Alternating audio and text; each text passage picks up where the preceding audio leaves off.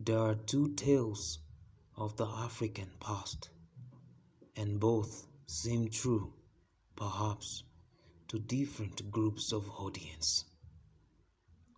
Welcome to African folklore, culture, and history.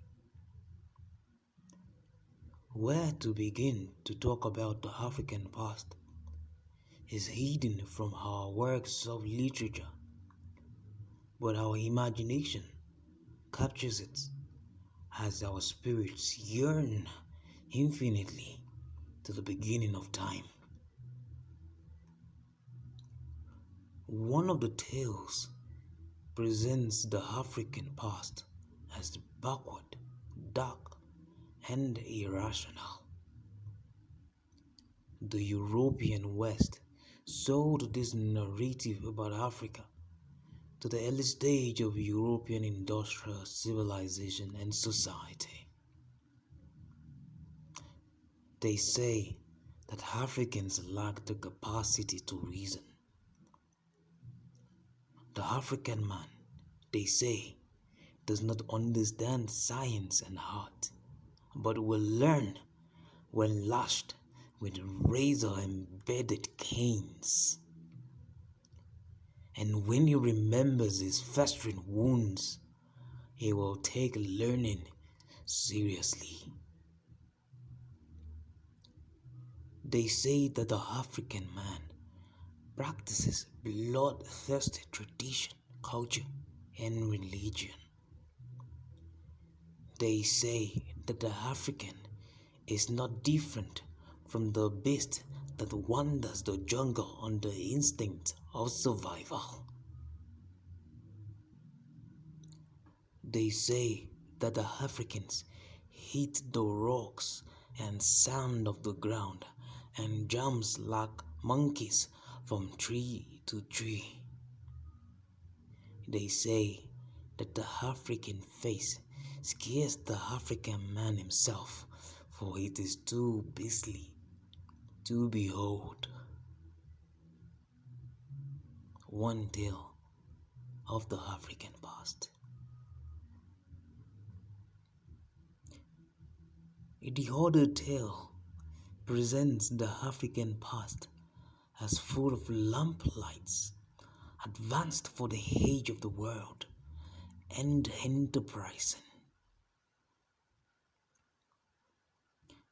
The black historians and a handful of Western writers furnish this narrative about Africa.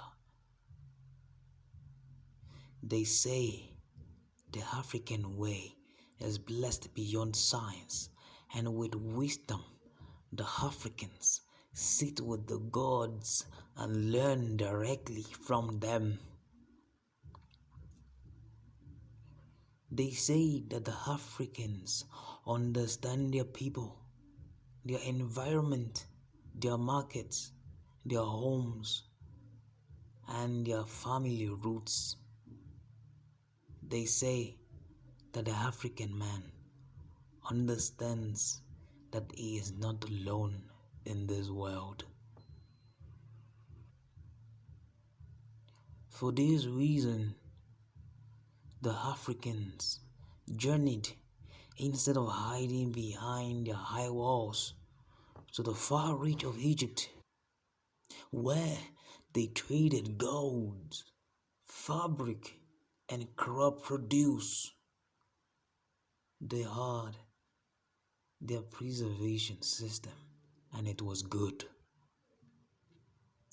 The Africans had the mastery of nature, and that was glorious. They say he welcomes strangers, white and black alike. They say he would leave the warmth and comfort of his room for the stranger to find respite. They say that the African finds no meaning in life when he exists alone. They say that the African man finds self-validation in others, and that was true to his nature. They say he protected his women and kept them from the horrors of the night.